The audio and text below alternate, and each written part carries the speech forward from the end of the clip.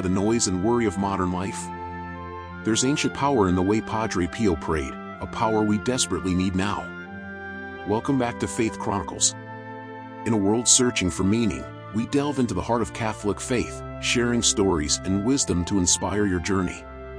Let's explore today's topic together.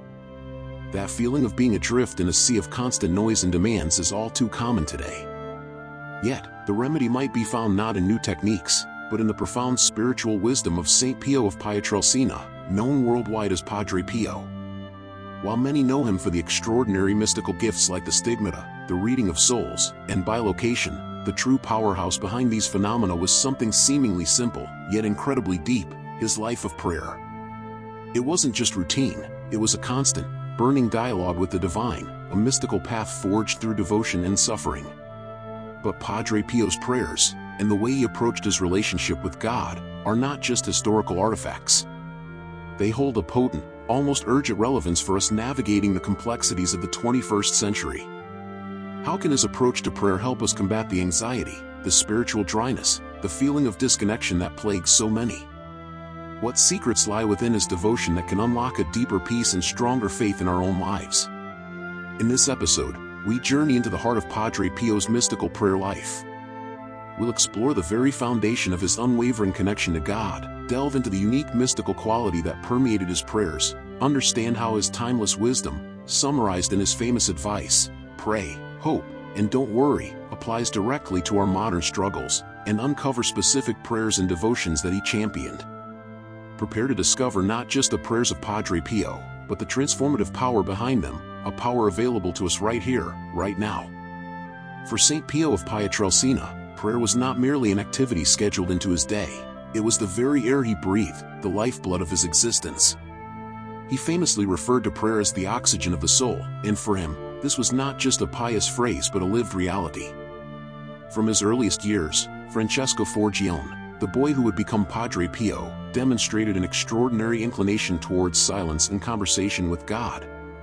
This inclination only deepened throughout his life as a Capuchin friar, becoming the unshakable foundation upon which his entire spiritual edifice was built. Witness accounts in his own spiritual writings paint a picture of a man utterly immersed in prayer. His days, and often his nights, were marked by long hours spent before the Blessed Sacrament, locked in an intense, loving dialogue with his Lord. He saw prayer as the essential weapon in the spiritual battle, the source of strength against the temptations and trials that constantly besieged him, both physically and spiritually. The Holy Mass was the absolute pinnacle of his day, a moment he lived with unparalleled devotion and often profound visible emotion. For Padre Pio, the Mass was not a ritual to be performed, but a living participation in Christ's sacrifice, the ultimate prayer where heaven and earth met. His devotion to the Blessed Virgin Mary was expressed through the constant recitation of the Rosary. He held his beads almost perpetually, praying countless rosaries each day. Yet, this wasn't a mechanical repetition. Each Hail Mary was, for him, an opportunity to delve deeper into the mysteries of Christ's life, guided by the hand of his mother. This profound prayer life wasn't separate from his famous mystical gifts, rather, it was the fertile ground from which they sprang. The Stigmata, the ability to read hearts, the fragrant odors, these were not sought after, but were consequences of an extraordinary intimacy with God, an intimacy cultivated relentlessly through prayer. It was this unwavering, all-consuming commitment to prayer that fueled his endurance through immense suffering and enabled him to become a powerful intercessor and spiritual guide for countless souls.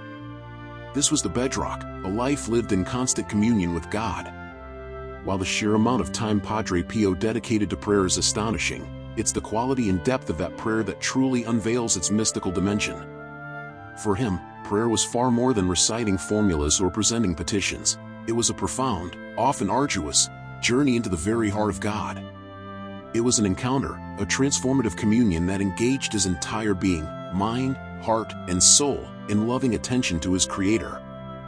This mystical quality wasn't necessarily about experiencing visions or ecstasies, although he knew those too, but about cultivating an unwavering, experiential awareness of God's presence in every moment, even amidst darkness and desolation.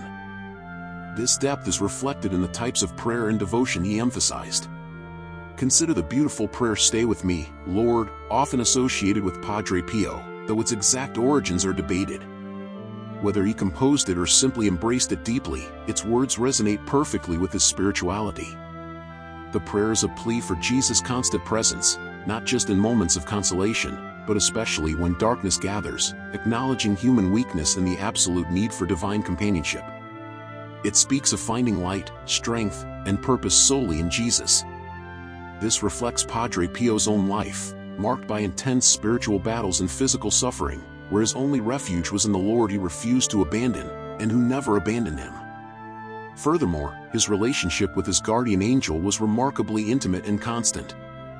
Far from being a mere childhood devotion, Padre Pio interacted with his angel as a real, present friend, guide, and messenger, entrusting him with tasks and communications. This cultivated a living sense of the supernatural woven into the fabric of everyday reality, a constant awareness that we are never truly alone and that heaven is intimately involved in our lives. His profound devotion to the Sacred Heart of Jesus also speaks volumes. He saw in the Sacred Heart the burning furnace of divine love and mercy, a source of boundless confidence and refuge, particularly essential for someone so aware of human sinfulness and the reality of spiritual warfare.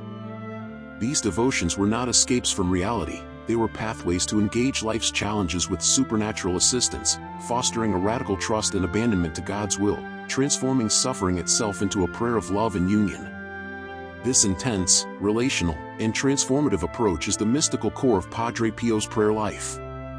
Having explored the profound depth of Padre Pio's prayer life, a natural question arises: how can this intense, mystical spirituality possibly relate to our lives in the 21st century? We live in a world that often feels fundamentally different, marked by unprecedented speed, constant digital noise, pervasive anxiety, and a creeping secularism that can make faith feel like a struggle. Many feel overwhelmed, disconnected, and uncertain about the future.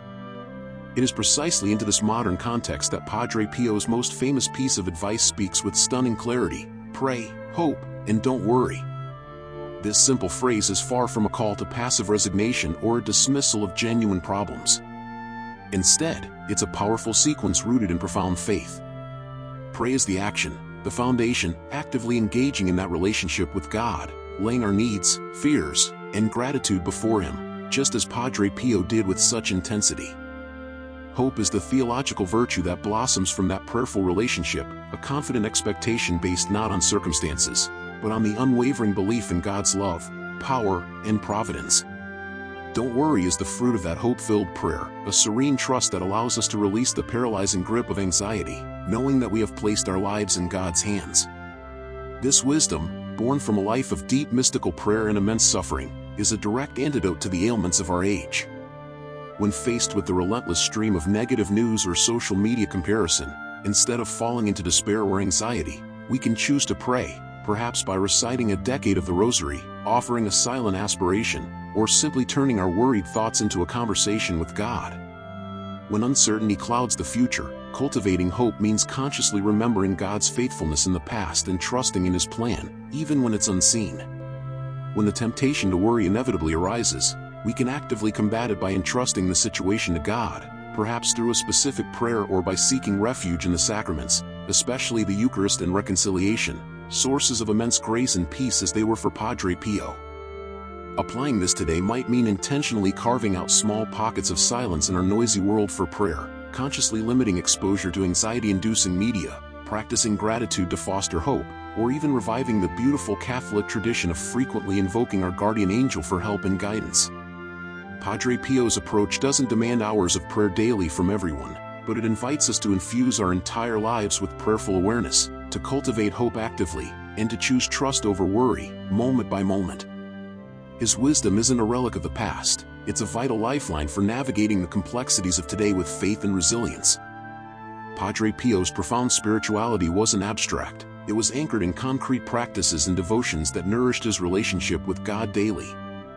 Understanding these specific pillars of his prayer life offers us tangible ways to deepen our own.